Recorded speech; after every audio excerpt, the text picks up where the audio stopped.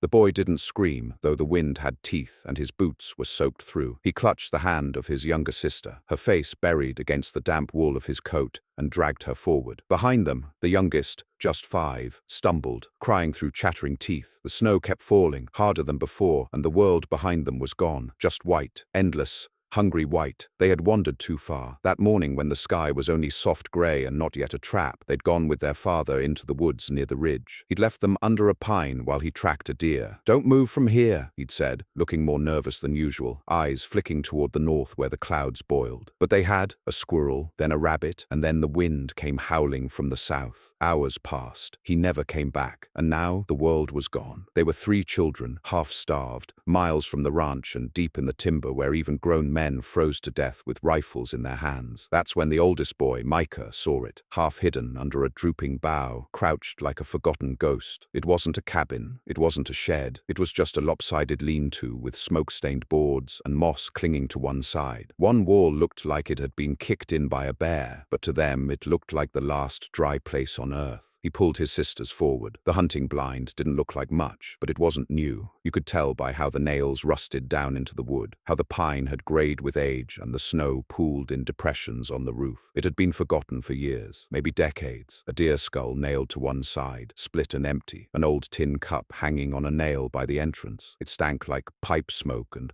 old sweat and something deeper, the kind of damp that comes from years of silence. Micah kicked at the half-open door. It shrieked open on a hinge that shouldn't have held. Inside was nothing but darkness, rot, and the wind thudding against the walls like fists, but it was shelter. He pulled his sisters inside, and the door slammed shut behind them like a coffin lid. Half a mile away at the Bender ranch, panic was already setting in. Their father, Everett Bender, had staggered back around dusk, blood on his shirt, no rifle in sight. His lips were split from cold. He couldn't speak. When he finally did, it was just 2 words. "Them's gone." He collapsed. Men went out in pairs, neighbors, drunkards, old trappers who hadn't walked more than a mile in years. They lit lanterns and beat the trees with sticks. They shouted names until their voices cracked. The snow fell faster, as if to erase every trail the children had left behind. The storm thickened until even the horses refused to go further. They had until nightfall, and that was only hours away. No one thought about the old hunting blind up on the high ridge. Why would they? That was just Ben McAllister's old nonsense shack. Everyone knew about it and laughed. A blind that couldn't hide a squirrel, a hunting stand, built on soft ground, where the runoff ruined everything. Folks said it was worthless. McAllister had died years ago, froze in a snowdrift with a rabbit trap clenched in one blue hand. No one ever went up there anymore, except the kids. Except now. Inside the blind, the cold was less sharp, but it still crept in around the edges. Micah tried to stuff leaves and bark into the cracks, but everything was wet. His sister was curled against the far wall, coughing. The youngest had gone quiet, too quiet. Micah shook her, but she didn't stir. Her face was pale as wax. He looked around. The shack was little more than rotted boards and a few old crates, but tucked into the corner, under a moldy pile of hides, was something strange. A bundle. It was wrapped in oilcloth, and when Micah peeled it back, he found kindling, dry, brittle, real kindling, sticks, bark curls, even a broken handle from an axe, and beside that a small iron stove no bigger than a suitcase. He didn't question it. His hands were shaking too badly. He loaded it, struck one of the 2 matches left in his pocket, and prayed. The flame caught. The stove coughed to life, glowing red in the shadows. His sisters stirred. The youngest whimpered and crawled toward the heat. Micah pulled them close, wrapped them in the hides, and listened to the wind try to break through the walls. He didn't know it yet, but that tiny fire, in that worthless blind, was the only thing keeping them alive. In town, the blizzard struck like a curse. Livestock froze standing up. Windows shattered under the pressure. At the church, folks lit every candle and sang hymns, voices trembling as if afraid to stop. But the Bender ranch sat quiet. Everett lay in the back room, raving in fever. He kept mumbling about the deer that turned and looked at him, about the shape in the trees, about his children disappearing like smoke. His wife, Eleanor, sat by his bed, holding a shotgun and staring at the door as if the wind itself might come inside. Neighbors stopped coming by. They assumed the worst. By morning, they'd start digging graves. Micah didn't sleep that night. The fire burned low, but he rationed it, just enough to keep their skin from freezing, not enough to burn too fast. His hands were black at the fingertips. He didn't want to look at them. The blind creaked with every gust. The roof sagged under the weight of snow. Somewhere in the night, a tree cracked like a gunshot. Then another. Something prowled past, A wolf, maybe. He held a broken board like a club, but nothing came in. He thought about the old man who built this place, Ben McAllister. The stories said he was mad, built a hunting shack where there was nothing to hunt, except maybe ghosts. They said he heard voices in the wind, that he'd dug a trench under the floor for warmth and kept his strange tools nobody recognized, that he lived up here too long, alone too long. Micah didn't believe in ghosts, but he believed in the fire and the dry kindling and the way the wind never quite made it through the walls,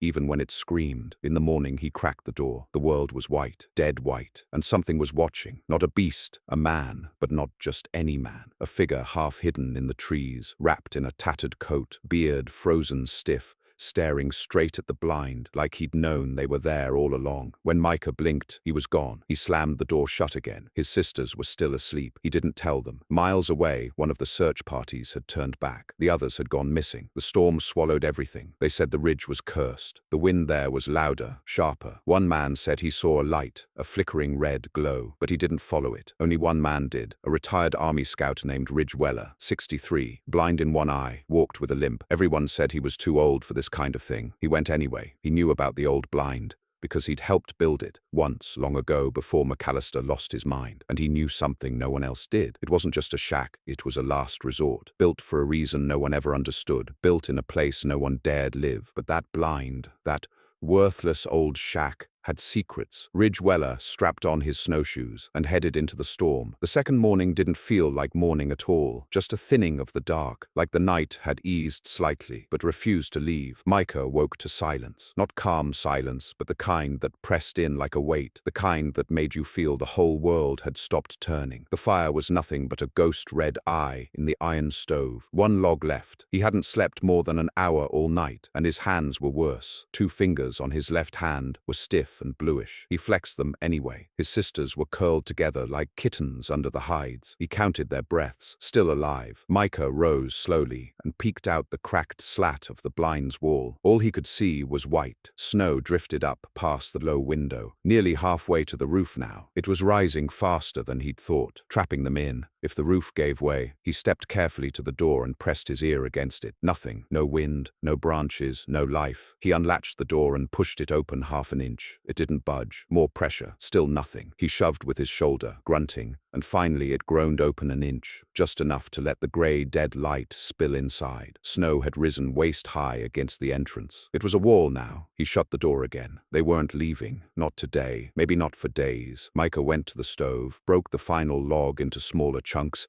and fed one into the coals, just enough to warm the air a little. He hated using it, but he hated hearing his sister's teeth chatter even more. He knelt, head bowed to the stove's faint warmth, when he noticed something on the back wall he hadn't before. A panel, a rectangular outline, too perfect to be random, barely visible behind the layers of grime and soot. He crawled to it and brushed the surface with his sleeve. A loose board. He pressed on it, and it shifted inward with a soft clack. A hidden compartment. Inside was a rusted tin box, bound shut with twine. He pulled it free and unwrapped it with frozen fingers. Inside, a small oil lamp, half a flask of kerosene, and beneath it, papers, rolled and tied with a leather cord. He lit the lamp with his last match. Its flicker glowed warm and steady, brighter than the stove. His sisters stirred and looked toward him. The youngest smiled faintly. He smiled back, though something in his gut had gone cold again. The papers weren't blank. They were diagrams, hand-sketched drawings, notes, maps of the area, with strange symbols scrawled in red ink, paths drawn in crooked lines circling the ridge, marks showing old trees,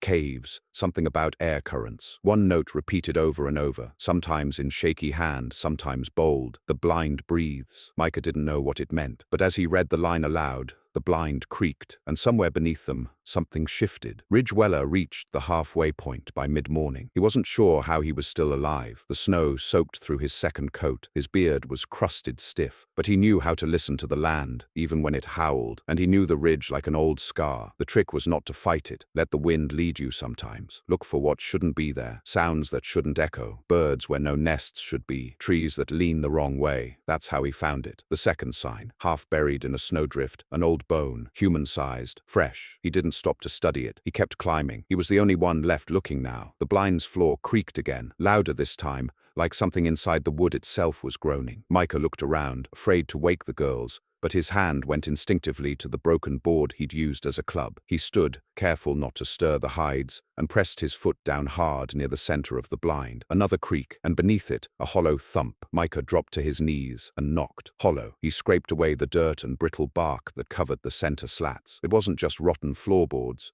It was a trap door, no handle, just a seam. He pushed. Nothing. Then he grabbed the tin cup from the nail on the wall and wedged its edge into the seam. Pried. The wood cracked, resisting. One more shove, and the trapdoor gave, swinging upward on iron hinges, groaning like it hadn't moved in a decade. Beneath, darkness, and the faint scent of dry earth. He held the lamp over the hole, a small ladder, dug earth, cobwebs, a root cellar. He stepped back, unsure. Then his youngest sister coughed again, weak, wet, and sharp. That settled it. If there was food, warmth, anything, he had to try. He took the lamp, told the girls not to move, and slipped down the ladder. The cellar was deeper than expected, nearly 10 feet below the blind. Dug into the slope of the ridge, it extended into a tunnel, walls braced with ancient beams. It smelled of mold and sawdust and something older. Bones littered the corners, mostly rabbits, maybe a raccoon. But there were shelves, old crates. He opened one, jerky, moldy, but under the top layer, dry strips, salted, wrapped in wax paper, still edible. Another crate, dried corn, and a jar of lard, sealed tight. He almost cried. He loaded what he could into a sack and climbed back up. His sisters hadn't moved, but they opened their eyes when he returned,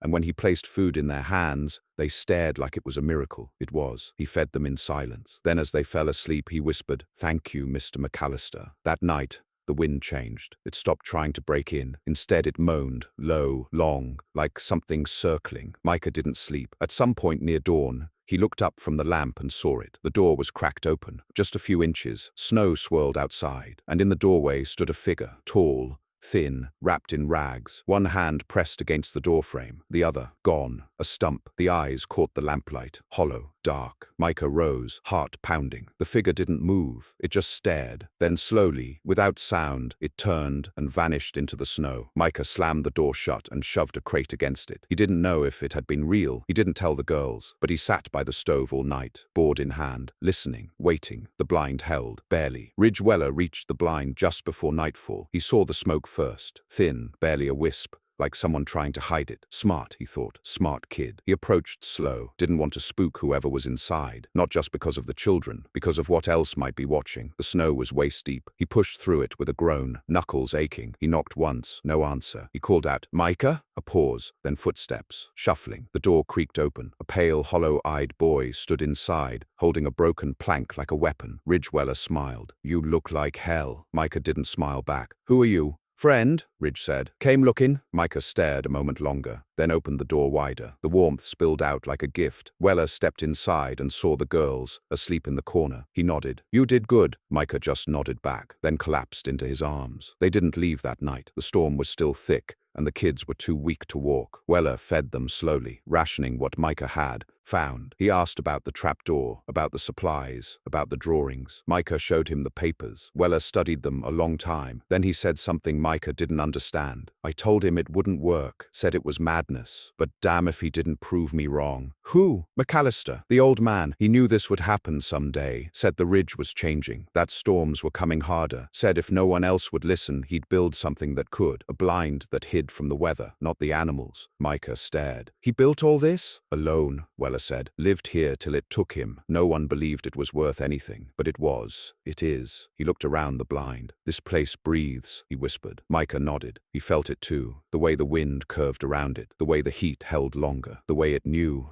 Morning came. The sky cleared, blue and sharp. Weller helped carry the girls. Micah walked on his own, limping, silent. They made it to the valley by dusk. A rider spotted them from the ridge. By nightfall, the town had gathered. Doctors, neighbors, friends who had given up. The Bender family was whole again, but they didn't talk much. Not about the blind, not about what they'd seen, and not about the man Micah said watched them from the trees. Back on the ridge, the storm returned days later. Harder this time. The snow buried the trees, erased the paths. No one climbed up again. But sometimes at night, those near the edge of town say they see a red glow up there, like an ember, like a stove still burning, and they wonder, is the blind still breathing? Is it waiting? The blind remained silent. It stood there on the ridge like a half-forgotten relic, just as it always had, squat, rotting, wind-battered, ignored again by the world that once found it so easy to laugh. After Ridge Weller led the Bender children down, and the valley welcomed them back with hot broth and tears. No one spoke of returning to that place, not even Ridge, especially not Ridge. He'd seen what was inside. He'd seen what waited outside it too, in the trees. The thing with the missing hand, the shape that didn't melt like snow. Winter passed in ragged fits, then spring came, but not the kind that smelled of flowers or new birth. Just a muddy thaw, thick with floods and rot. Micah's fingers never fully healed. The tips blackened and broke off. His left hand was forever clumsy, the two stiffest fingers wrapped and fused with hardened skin. His youngest sister, Nora, no longer spoke. The middle child, Sadie, started sleepwalking. Twice they found her at the edge of the creek in the dead of night, shivering in bare feet. The town held its breath. Everett Bender never fully came back from his own brush with death. After that first blizzard,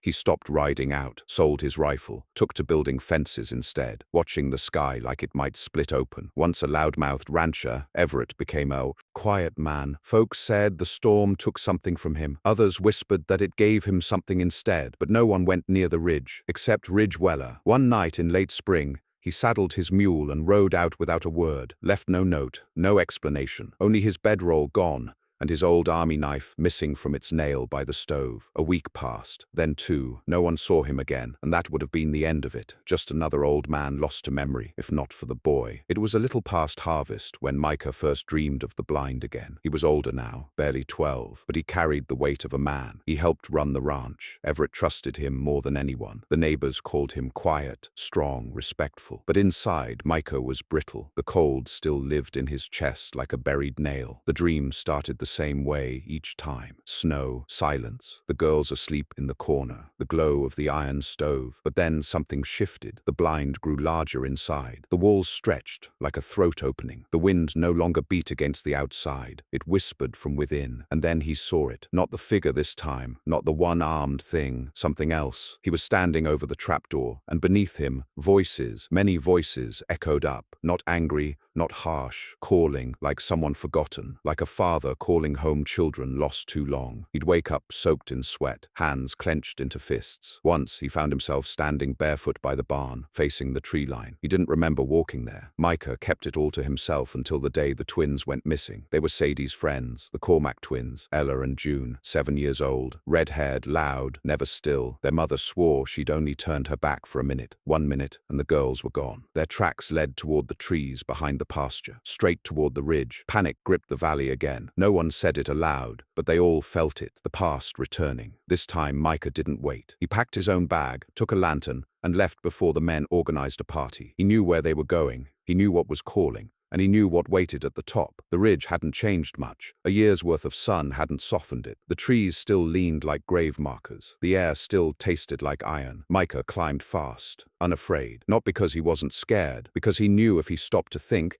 his legs would turn to stone. It took him 3 hours to reach the place, and there it was, still standing, the hunting blind. But now something was wrong. The front door was gone. Not open, not broken, gone. Just a black hole where it used to be. The snow hadn't returned. It was a warm autumn, but the air inside that blind was still cold, still breathing. Micah stepped in. The stove was gone too. In its place, ash. Nothing but ash and a few rusted nails. No hides, no crates, no drawings. Except one, pinned to the wall with a thin wooden spike, a page from the same bundle he'd found before. But this one was fresh, less yellow, less brittle, and drawn in ink so dark it bled into the edges. It showed the blind, from above, like a map. Only now, the lines beneath it, what he once thought were tunnels, looked like veins, and the words beneath it, "The ridge remembers." Micah stepped back. That's when he heard the girls, not screaming, laughing, soft giggles, distant, almost playful, drifting through the trapdoor he'd reopened the year before. It was ajar now. Light flickered beneath it. He knelt beside the opening, breath tight. "June," he called. "Ella?" No answer.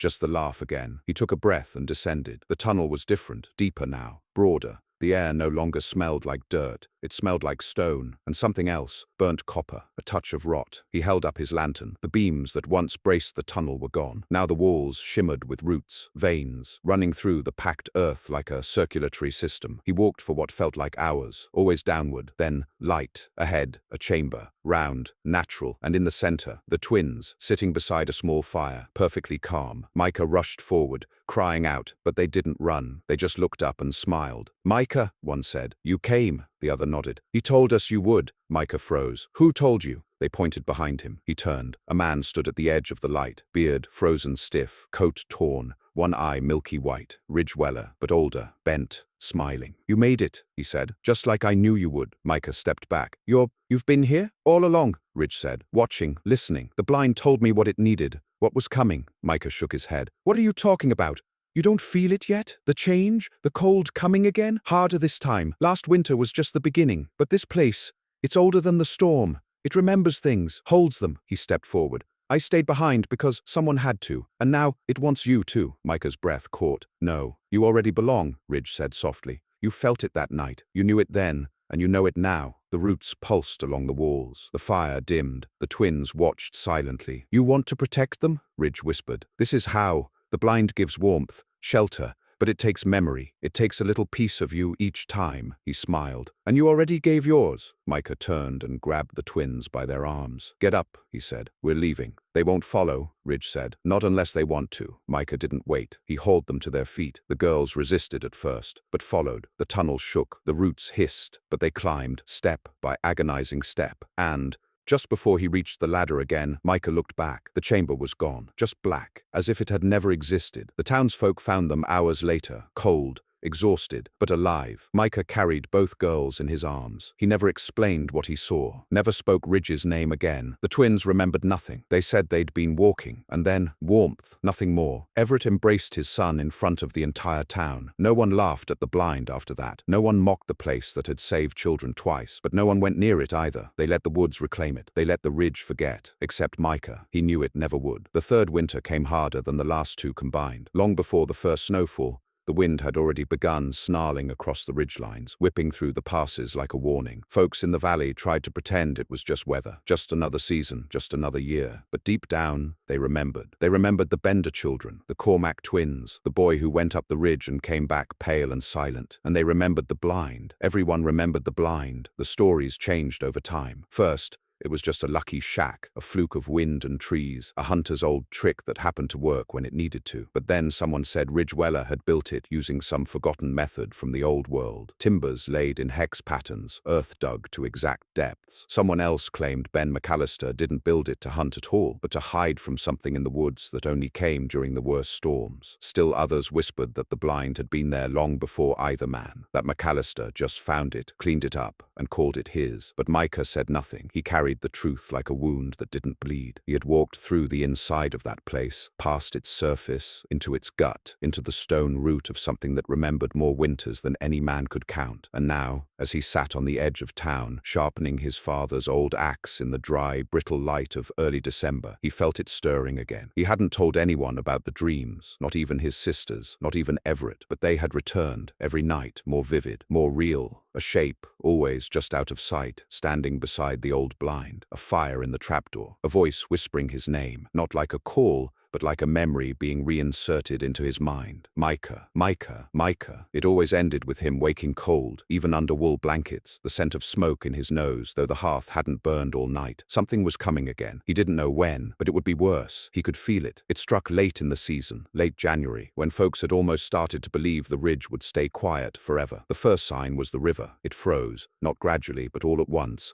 A single night's change from running current to glassy. Stillness so thick the ice split the banks. Livestock began refusing water. Dogs howled and wouldn't go near the tree line. Then came the snow, not from above, but from the ground, whipped upward by winds that blew from the north and the east at once, carving tunnels in the drifts and spinning dust into spirals that never stopped. Fathers barred their doors. Mothers kept their children inside. And then the fires began going out. Micah was the first to notice. At first he thought it was just their own hearth, wet wood maybe. But the fire didn't just dim, it flickered blue, hissed, and died despite dry tinder and kindling. He built it again, the same. Then he went outside. Other chimneys were dark, no smoke, and in the dead silence of the snow-muted world, he heard something else, weeping, not human, something deeper. He turned back toward the ridge. It glowed, faintly, a reddish pulse under the clouds, like a wound refusing to close. The blind was calling, again. He didn't tell Everett this time, didn't ask permission. He packed his own bag, took the twins' old scarves for luck,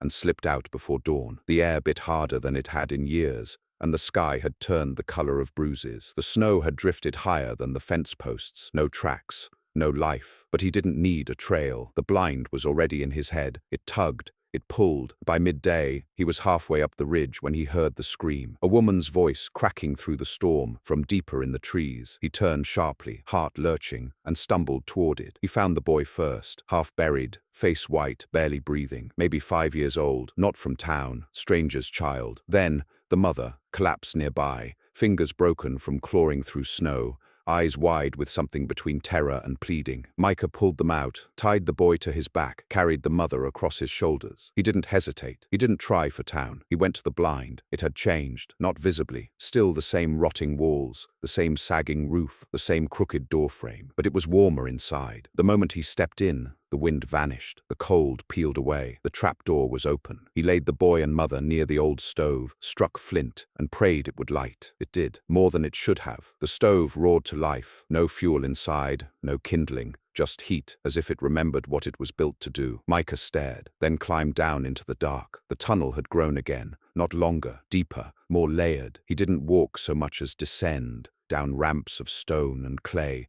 past walls that pulsed faintly with root veins, deeper into a space that felt like memory. There were carvings now, etched into the dirt, shapes like eyes, or mouths, or both. And he heard voices, not words, just breath in time with his own. Then he reached the chamber. This time, it wasn't empty. Ben McAllister was there, or something like him. Still tall, still beard frozen, still one-eyed, but glowing faintly from within, like coal lit beneath skin. "You came," the figure said. Micah didn't flinch. "You said it was coming." "It never left," the voice replied. "But you've been chosen, boy. You belong to the memory now. You carry the echo of what this place was, what it still is. I came to save them," Micah said. "That's all." The figure smiled. "You're saving them." And the chamber opened. A dozen tunnels, each leading elsewhere, deep under the ridge, under the forest, under the valley. "All roads lead here now," the figure said. "All warmth, all shelter, all survival. This is no longer a hunting blind." He stepped forward. "This is the heart." Micah backed away. "I don't want this." "You already have it." Micah felt something shift inside, a heat in his chest, like fire, but not flame. A memory kindled, and then the walls breathed. He turned and ran. He climbed out and found the woman breathing easier, the boy warm, color returning to his cheeks. The storm had grown worse outside. Black clouds, lightning in the snow,